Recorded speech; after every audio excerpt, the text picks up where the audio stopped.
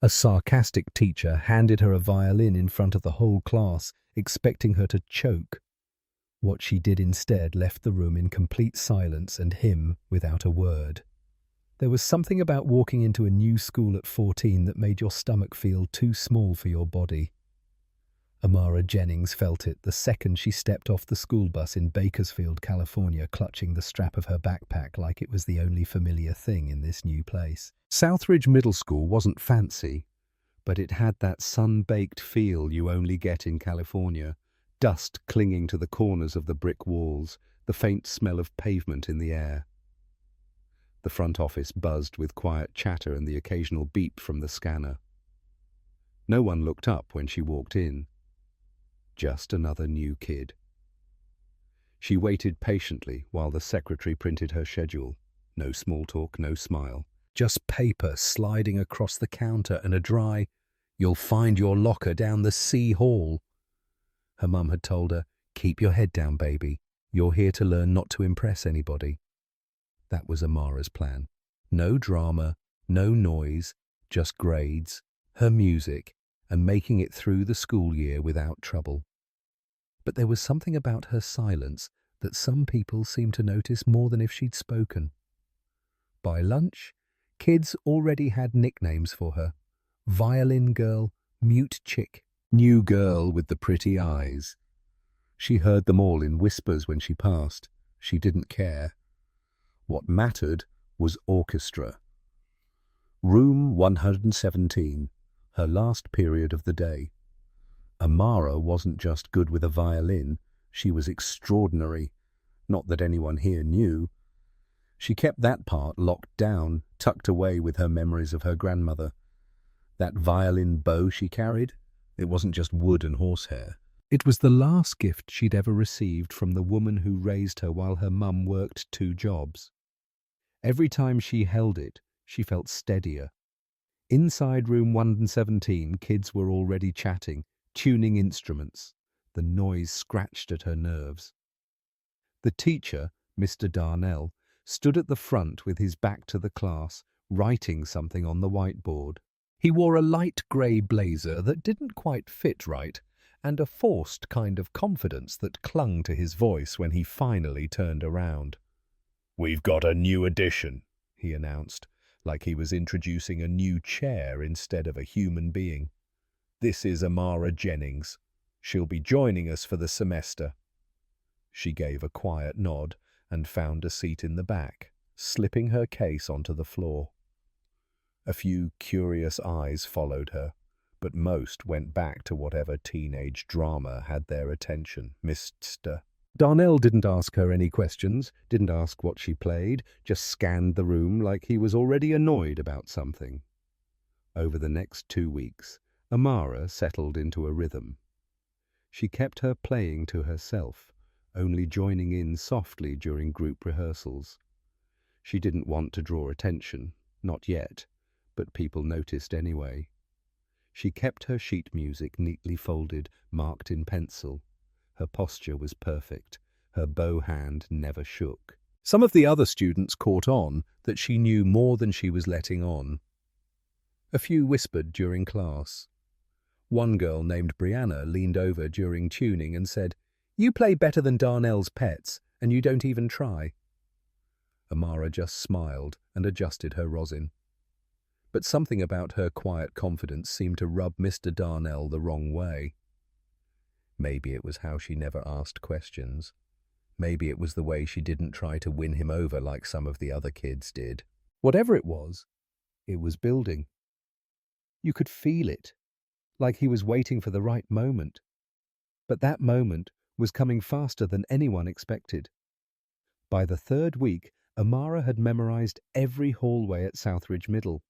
She knew which lockers stuck, which teachers allowed food, and which students were just loud to cover up how unsure they felt.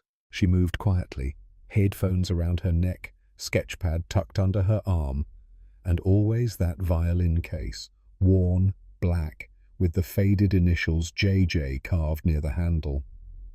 Mr. Glenn Darnell was different from most of the staff. He didn't shout, he didn't even speak loudly, but when he spoke it carried, like the sound was just heavy enough to demand attention. He had a sharp edge in his tone, the kind that made students straighten up in their chairs, not because they respected him, but because they didn't want to deal with whatever came next. He'd been teaching orchestra at Southridge for over 12 years.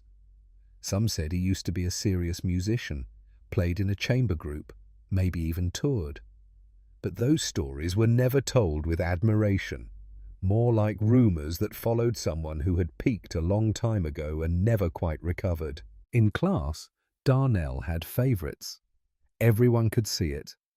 The same 4 or 5 students always got first chair, solos, shout-outs. They were mostly from families who donated to the school or had parents who came to every performance. Then there were the rest, the background players, the filler. Amara knew exactly where she stood, invisible, and that's how she preferred it, until one Monday afternoon. The class was practicing a Mozart string ensemble, and Darnell was in a mood. One of the cello students had forgotten their sheet music, and he made a scene, tossed a copy on their stand with a sarcastic "try not to waste everyone's time." Amara watched it unfold from her corner. He scanned the room, eyes jumping from face to face. Then, without warning, he stopped. Jennings. Amara looked up. Her fingers still rested on the edge of her bow, mid-adjustment. "You've been quiet," he said, too quiet. Some kids snickered, others went still. "You've been here nearly a month." "I think it's time we hear what you've got." She felt her chest tighten. Not from fear, from something else. She hadn't prepared to play solo. Not today, not in front of this room, and definitely not under this man's spotlight. Still, she stood. Carefully, picked up her violin. "Great," he said, stepping aside with a mock flourish. "Let's hear what kind of magic you can do." The words hung in the air like poison. He didn't mean them kindly. There was a sharpness to the way he said magic, like he was daring her to embarrass herself. Amara didn't flinch. She brought the violin to her chin, closed her eyes for half a second, and inhaled slowly. But before she could begin, Darnell added, "Don't worry. We won't judge too harshly." A few laughs, quiet ones, the kind that hurt more than loud ones. Amara opened her eyes. She didn't look at him. She didn't look at anyone. She played. Just one note. Then another. A slow, haunting line from a piece most of the class wouldn't recognize. Not showy, not loud, just precise, fluid, alive. Her bow danced. The room changed. But Darnell... He didn't blink. His arms folded, his jaw set tighter. You could almost hear the thoughts running behind his eyes. Where did she learn that? Who does she think she is? Amara didn't stop. Her fingers glided across the strings, lifting the room higher with every measure.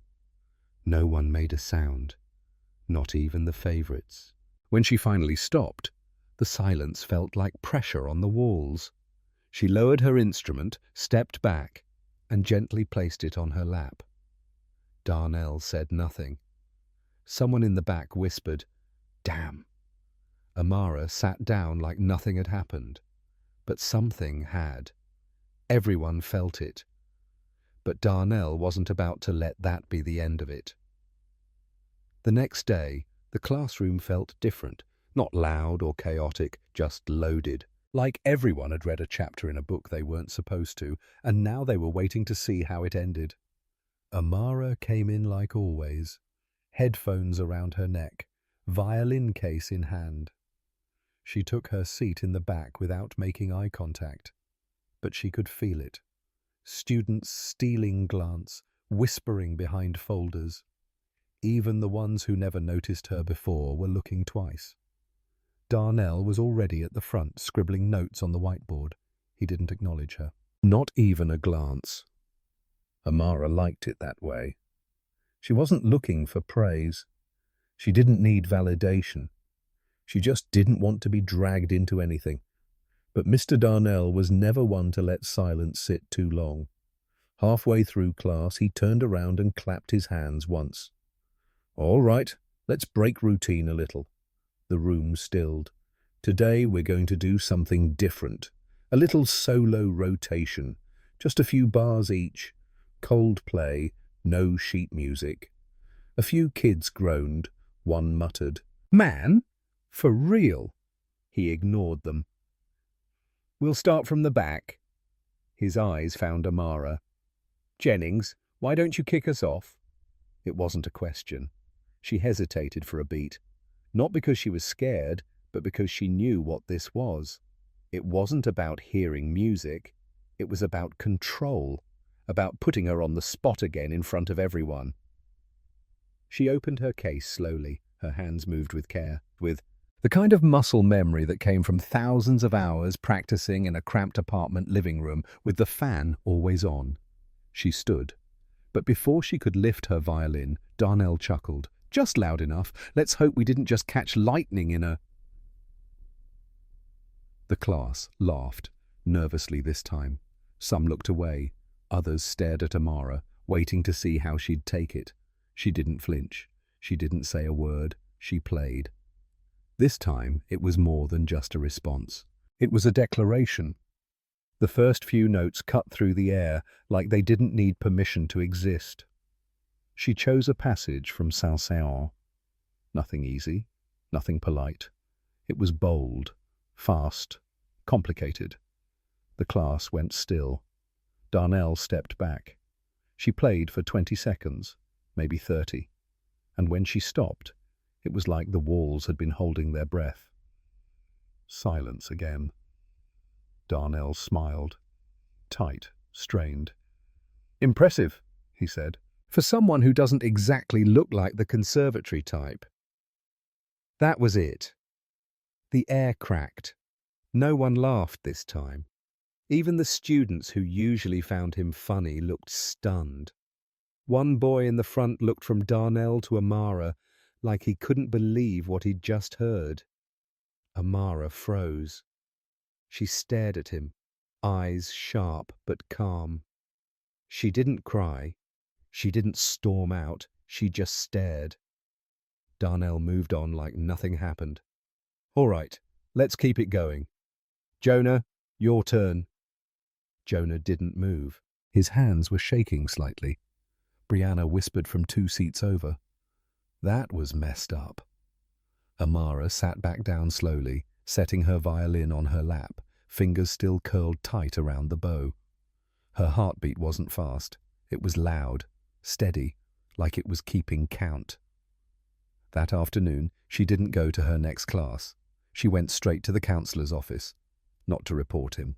She didn't say a word about what happened. She just asked if there were any music clubs outside of school she could join. The counselor, a woman named Ms. Deanna Bright, tilted her head. "You're the girl who played yesterday, right?" Amara hesitated, then nodded. "You shook up the whole music wing. I had 2 teachers asking who you were." Amara looked down. "I just want a space where I can play without it turning into something else." Ms. Bright gave her a long look, then reached into a drawer and pulled out a flyer. "There's a youth program downtown. Saturday mornings. They don't care where you come from. Just how you play." Amara took the flyer and left without saying much. But word travels fast in a small school, and this time it was traveling straight through the front doors. By Thursday, the whispers had grown legs. They walked through the cafeteria, down the hallways, and into classrooms that had nothing to do with music. Teachers didn't mention it, but you could tell they'd heard. The way they looked at Amara was different now, less indifferent, more curious, like they were trying to match what they'd heard to the girl they passed without a glance last week. Mr. Darnell, though, acted like nothing had changed. He kept up his routine. Same dry jokes, same sharp comments, same stiff posture like he was holding himself up with pride instead of backbone. But students weren't laughing anymore. They watched him now, and they watched Amara. Friday came fast. The final period. Orchestra. Amara had considered skipping. She'd even walked halfway to the front office before turning back. She wasn't scared. She just didn't want to give him another chance to twist something that mattered to her. Still, she walked in, took her usual seat, and waited. Her violin case rested against her leg. The room felt thick with expectation. Even the students who normally fooled around were sitting straighter. Waiting, Mr. Darnell cleared his throat. "Before we begin rehearsal, I want to give one of our students a chance to show what she's really capable of." He didn't say her name, but he didn't have to. Amara looked up slowly. He nodded at her like it was some kind of honor. "Jennings, would you be willing to perform something of your choice?" Every eye turned to her. The room held its breath. She stood, picked up her violin, took a few steps toward the front. "No pressure," Darnell said, smiling. "We're all just curious what kind of training you've had." Amara knew what this was. One final try to box her in. Either she cracked under the attention or she soared and made him look small in the process. She chose not to think about him at all. She closed her eyes and thought of her grandmother's apartment on Union Avenue, the radio humming, her tiny hands pressing the strings until her fingertips were raw. She thought of every weekend spent learning scales instead of sleeping in, every competition where she played for judges who never expected much until they heard the first note. And she played. Not something soft, not something safe. She chose Shostakovich. Violin Concerto Numero, a piece that wasn't forgiving. You either mastered it or you didn't touch it. Her bow moved like it knew where to go before she did. Fingers flying, tempo rising, the room vanishing one note at a time. She didn't look at Darnell, didn't glance at her classmates. She just played. And something in the room shifted, not in a dramatic way. No gasps, no clapping, just stillness. Like time had paused to listen. Even the air felt different. When she finished, she didn't look up immediately. She lowered the violin, let out a breath, and stood quiet. The room was silent. Not because they didn't know what to say, but because they were trying to process what they had just seen. Mr. Darnell opened his mouth like he was going to say something, but nothing came out. Amara turned and walked back to her seat. No applause, no comments, just the kind of silence that said everything. After class, a boy from the cello section caught up with her in the hallway. "Yo, that was... I've never heard anything like that," he said, voice low, like it was too sacred to speak loud. Amara gave a small nod. "Thanks." Brianna caught up too. Darnell's face looked like he swallowed a lemon. They both laughed. Not loud, not mocking, just real. "Are you going to do the spring concert?" Brianna asked. "I don't know yet." "You should." He can't hide behind sarcasm forever, but Mr. Darnell wasn't planning to hide. He was planning to defend himself, in his own twisted way. The next week started with silence. Not the good kind, like after a brilliant performance. This one was heavier. Strange. Like the whole school was holding its breath again, waiting for something no one could name. Amara kept her usual rhythm. Head down, backpack tight on one shoulder, violin case never far. But her steps felt heavier. It wasn't fear, it wasn't pride either. It was that in-between place, where something big has happened, but the world around you hasn't caught up yet. By second period on Monday, she was called to the front office. She didn't ask why. She just went. Inside, Principal Marcia Linley waited, hands folded on her desk. She was a middle-aged woman with a kind smile and tired eyes. There was another man in the room, Assistant Superintendent Joseph Langley, sharp suit, thin smile. He didn't look at Amara, just skimmed through a folder.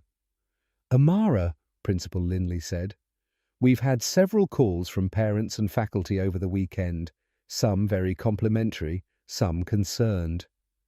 Amara stayed quiet. Mr. Darnell submitted a report stating you disrupted class activities last Friday, that your behavior was intentionally performative and disrespectful to the rehearsal structure. There it was. Amara blinked. That was all. Langley finally looked up. He says you undermined his authority. Principal Linley shifted in her seat. But 3 other students submitted written accounts praising your performance. 2 of our staff members, who weren't even in the room, said they'd heard about it within hours. Amara exhaled slowly. I didn't mean to disrespect anyone. I believe you, Linley said. But I have to ask, did he make any inappropriate comments? Amara didn't answer right away. She could have said it, repeated the words, quoted him exactly. Let the system deal with him. But something in her hesitated, not because she doubted herself, but because she knew what that would turn into. Another adult's word against hers. Meetings, rumors, maybe even punishment dressed as protocol. I just want to play, she said softly. That's all she ever wanted. Linley nodded slowly. You'll still be allowed to participate in class and upcoming performances. If you feel uncomfortable at any point, I want you to come here, immediately. Langley didn't say a word. He closed the folder, stood up, and left without a glance. Back in class, things had shifted. Mr. Darnell didn't call on her, didn't mention her name. He barely looked her way. The tension was gone, but in its place was a cold absence. He acted like she didn't exist. But the students, they saw everything. More kids began asking her questions. Where'd you learn to play like that? Can you teach me? You doing music after school? Even some of Darnell's favorite students had started to drift. They still followed the lesson, but their eyes weren't on him anymore. That Thursday, something strange happened. Amara was at her locker when Ms. Deanna Bright, the counselor, walked up. You free after school? Amara nodded. There's someone I want you to meet. Later that afternoon, in a quiet corner of the music wing, Ms. Bright introduced Amara to Ms. Thelma Rowe, director of the Bakersfield Youth Ensemble. The woman looked like someone who'd spent her life in concert halls. Elegant, but not stiff. Her voice was warm, but her eyes were sharp. I heard about you, she said. The way people talk, you'd think you walked on stage with fire in your hands. Amara smiled faintly. Rowe leaned in. We've got an opening for our spring showcase. You'd be the youngest soloist we've featured in 5 years. I want you in. Amara hesitated. What if my school finds out? They probably will, but they won't be able to do a thing about it. That night, Amara practiced like she hadn't in months. Her grandmother's bow felt steady in her grip, like it knew the path forward even before she did. But Southridge wasn't done with her yet, and neither was Mr. Darnell. Not completely. By the second week of March, Southridge felt split. Not loud about it, just divided. There were the students who started watching Amara with something close to admiration. Then there were a few who whispered just loud enough to be heard. Teacher's pet. She thinks she's better than everyone. She made him look bad on purpose. And then there were the teachers. Some smiled more when they passed her in the hallway. Others looked away. On Monday morning, Principal Linley made an announcement over the intercom. Calm, neutral tone. We'll be hosting a student forum this Friday in the library after school to discuss equity and respectful environments in our classrooms. Participation is voluntary. No names mentioned, no finger pointing. But everyone knew what or who it was about. Mr. Darnell didn't show up to class that day. A substitute came in, confused and unprepared. He said Darnell had taken a few days of personal leave. The students exchanged looks but didn't ask questions. Amara didn't react. She kept her head down and tuned her violin. The forum came fast. Amara wasn't going to attend at first. She hated being in the center of anything. But Ms. Bright stopped her in the hallway Thursday afternoon. "You should come. You don't have to say anything if you don't want to, but you deserve to hear what people are saying." So she went. The library was packed. Students, teachers, even a few parents. A small panel sat at the front. Principal Linley, Ms. Bright, and 2 student leaders. The mic passed around. A boy named Matteo spoke first. "Some teachers think silence is respect, but sometimes we're silent because we don't feel safe saying anything." Then Brianna stood up. "We watched something unfair happen in class. We all saw it, and most of us stayed quiet. That's on us too." Amara listened. Her hands rested in her lap, fingers twitching softly like she was running through invisible scales. Finally, someone asked, "Can the student this is about say something?" The room turned. Amara stood slowly. She didn't grab the mic. She just spoke. "I didn't want to be a lesson," she said. "I came here to learn like everybody else. I never asked to be put on the spot. I just played when I was told to." The room was silent. And when someone tells you that your voice or your talent doesn't belong in a space, it stays with you, even if you know better, even if you've worked your whole life to prove otherwise. A parent raised a hand. "Are you saying the teacher was racist?" Amara paused. "I'm saying he made a choice, and he made it in front of all of you. You get to decide what you saw, Ms." Bright looked at her like she was seeing something bigger than just a student. After the forum, students approached her, quietly, respectfully. Some shared stories, other classes, other moments, things they'd never had the nerve to talk about. The next morning, Amara found a note slipped inside her locker, typed, no name, just a single line. "You reminded us what it sounds like when truth is played without fear." That night, Ms. Rowe confirmed Amara's slot in the showcase. Downtown, April 22nd. Meanwhile, Southridge launched an internal review. They didn't call it an investigation, but that's what it was. Teachers were asked to reflect on classroom practices. Mr. Darnell returned a week later, quieter, colder, and visibly uncomfortable. He avoided her completely. Amara didn't mind. She wasn't playing for him. She played for the kid in the 3rd row who started bringing his violin home again. For the teacher who finally saw what she'd missed. For the girl who used to hide her sheet music because she thought no one cared. But her real stage was still coming, and it would speak louder than any classroom ever could. Downtown Bakersfield Civic Center wasn't exactly grand, but under the soft stage lights and low hum of chatter, it felt bigger than life. Families filed in wearing weekend clothes, some holding flowers, others just excitement. The youth ensemble's spring showcase drew a decent crowd every year. But this time, something was different. The program had been shared around online, and one name had started to catch attention. Amara Jennings, soloist, age 14. She waited backstage, heels bouncing softly on the floor. Her violin case rested open beside her. Inside, her grandmother's bow gleamed, clean, polished, steady. Ms. Rowe stepped in quietly. "You ready?" Amara looked up. "I think so. You don't have to prove anything, not to them, not to me, just to yourself." Amara nodded once. When her name was announced, there wasn't cheering. Just the kind of hush that falls when everyone wants to listen closely. She walked out, calm and sure.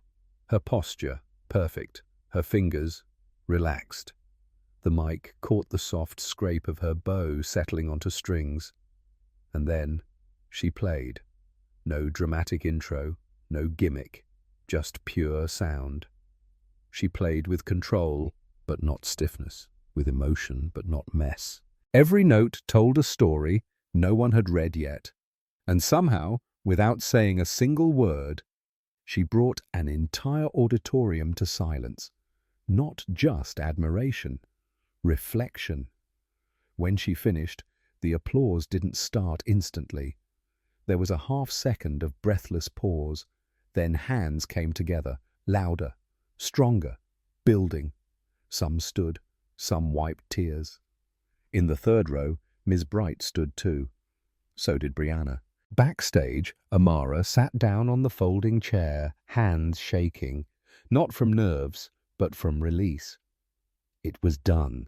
A local arts blogger wrote about the performance the next morning, called her a prodigy with poise.